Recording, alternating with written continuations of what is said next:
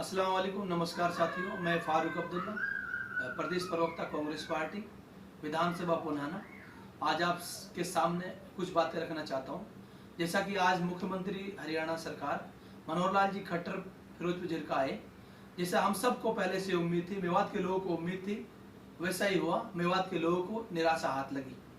मेवात के लोगों के लिए जो विकास की जो लोग बाढ़ देख रहे थे, उस पर कुछ भी उन्होंने नहीं किया, ना उन्होंने इसके बारे में कोई बोला। जहां आप देखेंगे उन्होंने पूरे हरियाणा की घोषणाएं की, पूरे हरियाणा में उन्होंने विकास के बहुत सारे काम किए और मेवात के नाम पे उन्होंने सिर्फ रेन्यूअल योजना की बात की और कोटा बिस्सर में एक गवर्नमेंट कॉलेज देने की बात की। जो गवर्नमेंट कॉलेज अगर कोटा बिस्सर में बनेगा तो वहां मेवात के लोगों को कोई फायदा नहीं होगा। दूसरा, जो आप 4 लेन की बात करते हैं, जिसको हम खूनी रोड बोलते हैं, उसकी आपने बात की। उसका काम अक्टूबर के आखिर में और नवंबर के शुरू में शुरू होगा, जबकि ये सिर्फ एक घोषणा मात्र है। अगर आप इतने मेवात के हितैषी हैं तो आप 9 साल से क्या कर रहे थे? आज आप घोषणा करने आए हैं, शिलान्यास करने आए हैं। हम आपको शिलान्यास और उद्घाटन का फर्क बताएंगे। शिलान्यास जब होता है जब आप काम को करने के लिए बोलते हैं कि ये काम हम करेंगे, और उद्घाटन जब होता है जब आप कोई काम कर देते हो। तो ये सिर्फ शिलान्यास है। और आज आखिरी वक्त में आप चुनाव के वक्त में आए हो और आप मेवात के लोगों को बेवकूफ बनाकर वोट बटोरना चाहते हो। आपको 9 साल से मेवात के लोगों की कोई याद नहीं आई। दूसरी ओर, आपने शिक्षा की जो बात कोई नहीं की, ऊपर से आपने मेवात के मदरसों को टारगेट किया।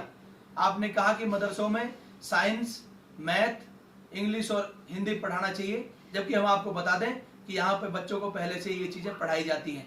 आज आपने, अगर आप इतने हितैषी हैं, तो सरकारी स्कूलों में मास्टरों की कमी के बारे में आपने कुछ नहीं बोला। आपने बिल्कुल नहीं कहा कि हम यहाँ मास्टरों की कमी पूरा करेंगे, या प्रिंसिपल लगाएंगे, या हेडमास्टर लगाएंगे।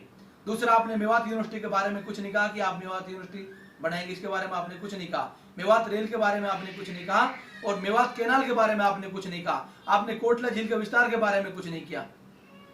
आप सिर्फ यहाँ वाहवाही लूटने आए और वोट बटोरना चाहते हो। आपने कहा कि मेवात के लोगों के बीच में और बीजेपी के बीच में विपक्ष के लोगों ने और कांग्रेस के लोगों ने खाई पैदा की, जबकि हम आपको बता देना चाहते हैं कि आपके लोग, बीजेपी और आरएसएस के लोग, जानबूझ के मुसलमानों को हिंदुस्तान में परेशान करते हैं, जिससे अपना आप खाई बन जाती है। अगर आप इतने हितैषी हैं तो आप उनको अपना भाई समझे और अपने साथ लेके, अपने उनका विकास साथ लेके करने की कोशिश करें, जबकि आपने ऐसा कुछ नहीं किया। यहाँ तक हद हो गई कि गुड़गांव में आपके लोगों ने, बीजेपी और आरएसएस के लोगों ने मुसलमानों को नमाज तक नहीं पढ़ने दी और यहाँ उनके विरोध में हनुमान चालीसा किया। और आप खुद ने, हमारे 2016 में डेंगरेडी इतना बड़ा जघन्य हत्याकांड हुआ, वहां पे हमारी माओ बहनों के बलात्कार हुए, 2 मर्डर हुए, आपने उसको मामूली घटना बताया।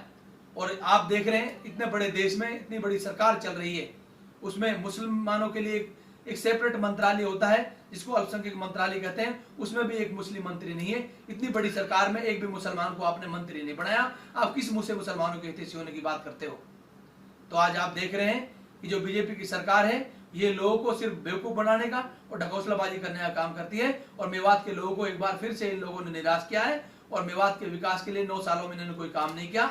इसका मेवात की जनता आने वाले चुनाव में जवाब देगी।